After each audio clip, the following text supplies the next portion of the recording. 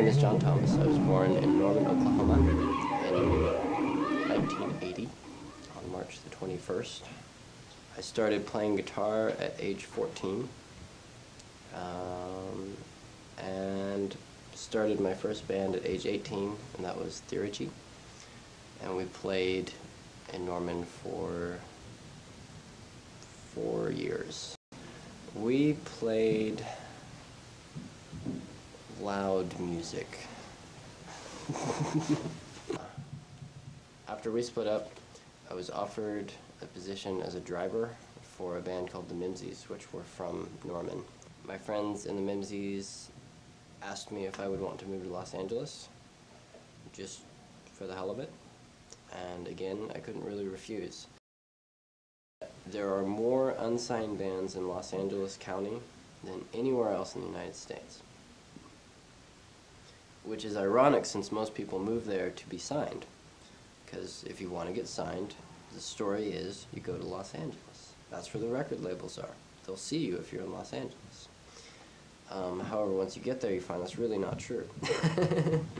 Of course, all of the venues, not all of, the majority of the venues, especially the Hollywood venues, like to take advantage of the fictitious dream, and it's rare that bands get paid. Generally, bands will pay to play shows. Mainly, it was a chance to leave Norman, and that was the prime goal.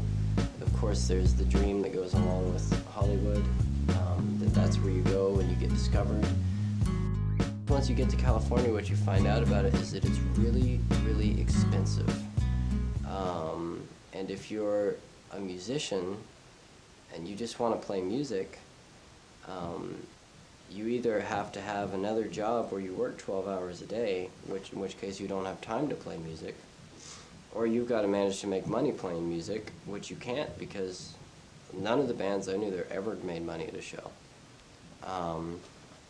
They would play these shows, and sometimes you'd have pretty good crowds, but they still wouldn't get paid, you know? So it's real tough to survive as a musician, whereas here, you know, rent's cheap. Even if you can pretty much be unemployed and still pay your bills. It's amazing. Which is great if you're a musician, because that means that you can afford to be a musician and not make money and still live, which gives you time to do your art and do your music. I had a hard time finding musicians because every time you go up to a person, you say, hey, I've got a project I'm working on, I'm looking for a drummer. First question they'll ask you is, do you guys have label interest? Of course, I've always dumbfounded me because I go, no, I'm starting the project. How would I have label interest yet? It's not even begun, but that's how LA works. I could go, if I handed the drummer a CD of music, it could be the best music he'd ever heard, but he may or may not be interested because it doesn't look like I would go anywhere, because obviously I have no interest left from labels yet, or I don't know anyone. On the other hand, I could go up to somebody and say, here's a CD, and I'm real good friends with Whitesnake's old manager. And they'll be like, really? I mean, not that that means anything, but that's what people go for there. I was going to be the first person to break that myth that you cannot escape Norman, Oklahoma. It seemed like a good idea. However, Chase didn't. He fell into the black hole, he returned, and he started a new band called Just Amongst It. And they were really good.